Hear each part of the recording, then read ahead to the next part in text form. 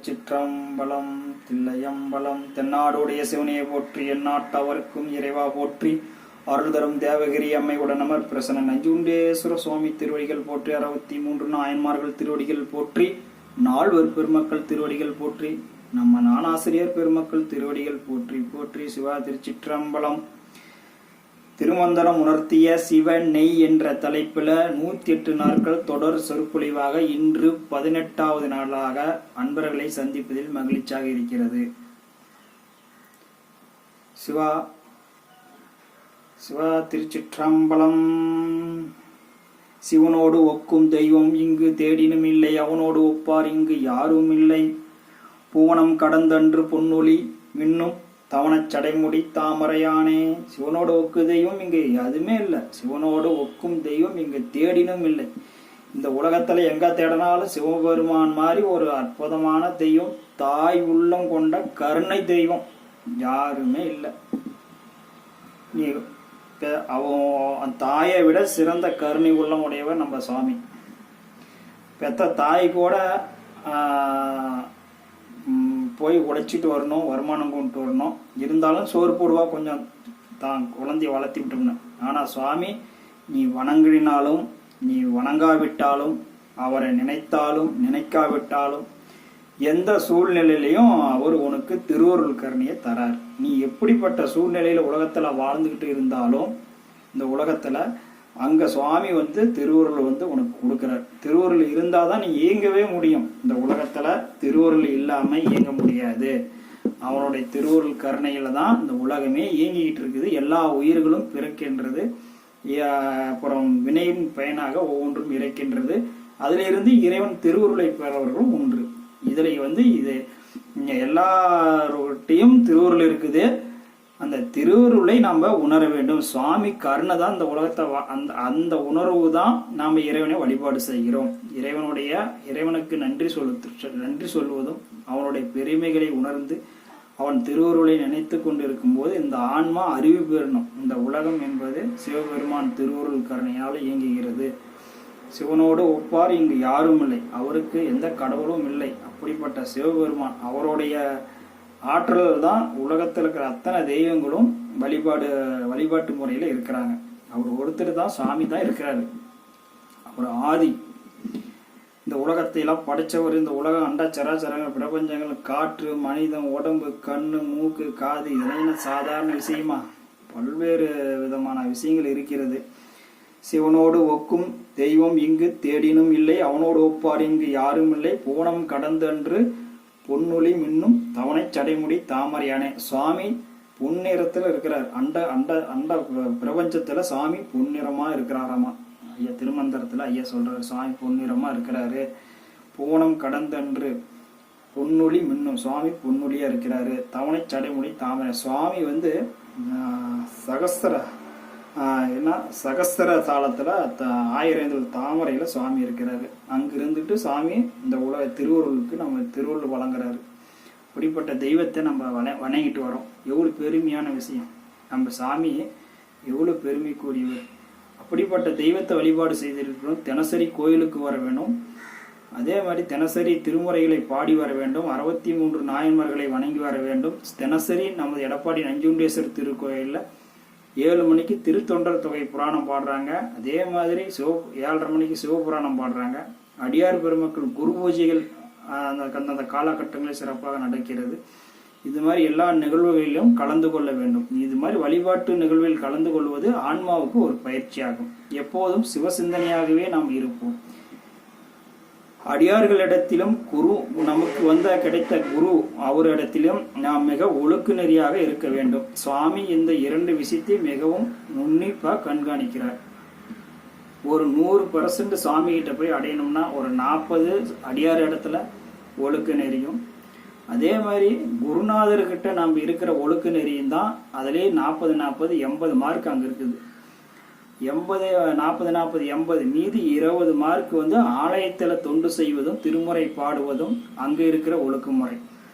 மொத்தம் 100% 100 மார்க்கில் சுவாமி 40 அடியார் பெருமக்களை நாம் அணுகும்போது இருக்கின்ற அந்த திருநீருக்கும் ருத்ராஜகத்துக்கும் கொடுக்கிற மதிப்பும் அதே மாதிரி நமக்கு உபதேசம் செய்த குருமார்களை எந்த சூழ்நிலையிலையும் மனதால் அவர்களும் உலகத்தார் போல தானே இருக்கிறாங்க அப்படின்னு நினைச்சுட்டீங்களாவே அந்த நாடே நாசமாகி போருங்கிற அந்த அப்படிப்பட்ட ஆள் நினைக்கிறவன் அந்த அந்த நாட்டில் இருந்தால் அந்த நாடு நாசமா. அப்படிப்பட்ட மனதில் கூட இந்த நமக்கு கிடைச்ச குருநாதர் அவரும் இந்த உலகத்தார் போல தானே இருக்கிறாரு அப்படின்னு மனதால கூட நினைக்கூடாதாமா. அப்படின்னா பார்த்துக்காங்க, நமக்கு சிவபெருமான் தான் குருவாக வந்திருக்கிறார் அப்படிங்கிறத நினைக்கணும். அதுக்கு சிவபெருமான் அதுல நம்ம மனதால் நினைச்சாவே குற்றம். அப்ப நம்மள எந்த பிரிவில் கொண்டு போய் போடுறாங்கன்னே சொல்ல முடியாதாமா. நம்மள இப்படி மாதிரி குரு நிந்தனை மிக பயமா இருக்குது. வழிபாடு பண்ணி இதெல்லாம் சாமி திருவூர்ல சிந்திக்கும் போது பயமா இருக்குது. இதுல ஒரு 40, குருபத்தியில ஒரு 40, அப்புறம் திருக்கோயில் வழிபாட்டில் ஒரு 20%. ஒரு பொதுவாக ஒரு ஒப்புக்கு பேசுகிறோம். இந்த 100ம் சேர்ந்தாதான் இறை திருவருளே நமக்கு திருவருளுடைய கருணை மிக சிறப்பாக நமக்கு கிடைக்கும். அந்த அடிப்படையில் தான் நம்ம வாழ்ந்துட்டு வரணும். எந்த சூழ்நிலையிலும் அடியார் பெருமக்களை பார்க்கும்போது பண்புடன் வணங்க வேண்டும், கருணையுடன் பார்க்க வேண்டும், அன்பாக பேச வேண்டும். அதே மாதிரி குரு நமக்கு கிடைச்ச குரு சிவம், அவரை பார்க்கும் பொழுது அவர் குரு போனார்னா அவர் முன்னாடி கூட இந்த காலத்துல சீடர்கள் போக மாட்டாங்க. அவர் திரும்பினார்னா பின்னாடி அப்படி விலகி இருக்கிறான். அது மாதிரி குரு பக்தி மிக முக்கியம். அவங்கள முதல்ல மனதால வணங்கணும். இவங்க 2 பேர்த்துக்கிட்டையும் ஜாக்கிரதையா நடந்தா 3வது திருக்கோயில் வழிபாடு. தினசரி கோயிலுக்கு வரணும், திருமுறைகளை பாடணும், உழவார பணிகள் செய்யணும், ஆலயங்களை சுத்தமாக பாதுகாக்க வேண்டும், ஆலயத்திற்கு தேவையான அபிஷேகத்துக்கு தேவையான பொருட்களை வாங்கி தர வேண்டும். இப்படி ஆலய பணிகள், திருப்பணிகள் இதையெல்லாம் செய்து வர வேண்டும். இதெல்லாம் சுவாமி ஒரு 20 தான் வச்சுக்கிட்டாரு. அடுத்ததெல்லாம் அடியாறு பெருமக்களிடத்திலும் திருவேடங்களை எப்படி மதிக்கிறாங்க இந்த அன்பர்கள், அதே மாதிரி குருநாதரை இந்த அன்பர் எப்படி மதிக்கிறாரு, இந்த 2மே 2 கண்ணால பாக்குறாரு சுவாமி. ஒன்று அடியார் சுவாமியோட திருக்கண்ணத்துல தான் சுவாமி ஒரு கண்ணால அடியார்களை எப்படி இந்த ஆன்மா மதிக்குது, திருவேடத்தை எப்படி மதிக்குதுன்னு பாக்குறாரு. இன்னொரு கண்மொழியால குருநாதரை எப்படி குரு உபதேசம் பெற்று அந்த மாணாக்கள் குரு பக்தி எந்த அளவுக்கு இருக்குதுன்னு பார்க்குறாரு. அதே மாதிரி நாம் சிவபெருமான தினசரி கோயிலுக்கு வழிபாடு செய்கின்ற போது சுவாமி நமக்கு திருவருளை புரிகிறார். தினசரி திருமுறைகளை பாடி வர வேண்டும். இன்று 3 ஒழுக்கங்களை நாம் மிகவும் கவனமாக கடைபிடித்து வர வேண்டும். அப்படிப்பட்ட சூழ்நிலையில் தான் நமக்கு இறைவன் திருவருள் கிடைக்கும். ஏதோ வாழ்ந்தோம் பிறந்தோம் உலகத்தார் போல வாழணும், அதுக்காக எனக்கு தினசரி ஒரு 10-20 பேர் நமச்சிவாயம் அப்படின்னு கையெடுத்து கும்பிடுறாங்க. உலகத்தாறு போல வாழ்ந்துவிட்டு உலகத்தாறு போல நாமளும் ஒரு நாள் சாவுவோம். அப்படிப்பட்ட சாவு தான் உங்களுக்கு வேண்டும் என்றால் நீங்க இப்ப இருக்கிற நிலையே போதும். ஆனால் நம்ம பயிற்சியில சுவாமி திருவருளை நாம் சென்று அடைய வேண்டும். அவனுடைய அடுத்த ஜென்மம் நமக்கு மறுபிறவி என்பது வரக்கூடாது. இறைவன் திருவருளே நமக்கு வினையெல்லாம் நீக்கி அவனுடைய திருவருளை பெறுவதற்குத்தான் மேற்கொண்டு முயற்சி எடுப்பவர்கள் இதெல்லாம் கடைபிடித்தாக வேண்டும்.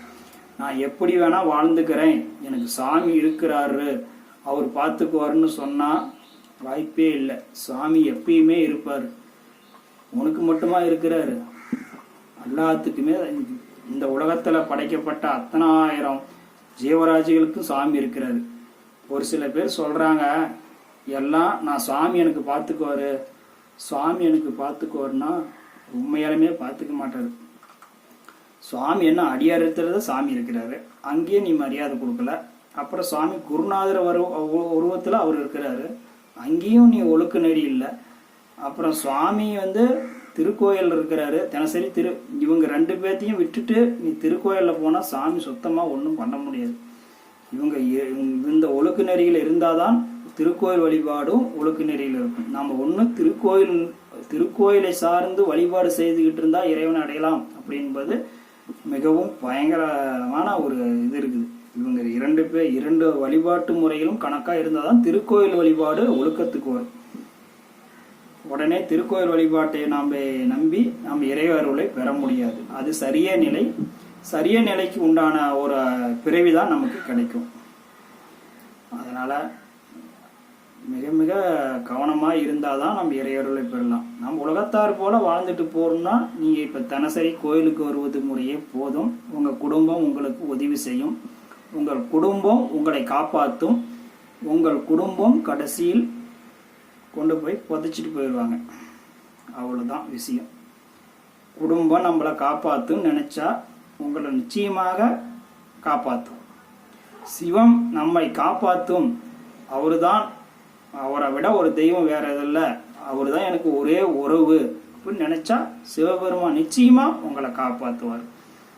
அவரை ஒளி வடிவத்தில் அவரை உங்களை இணைச்சிக்கிறார். இப்படிப்பட்ட பெருமை மீண்டும் பிறவி இல்லை. 7 ஜென்மத்தில் செஞ்ச வினைகள் கூட ஒரு நிமிஷத்தில் அவர் நீக்கிறார்.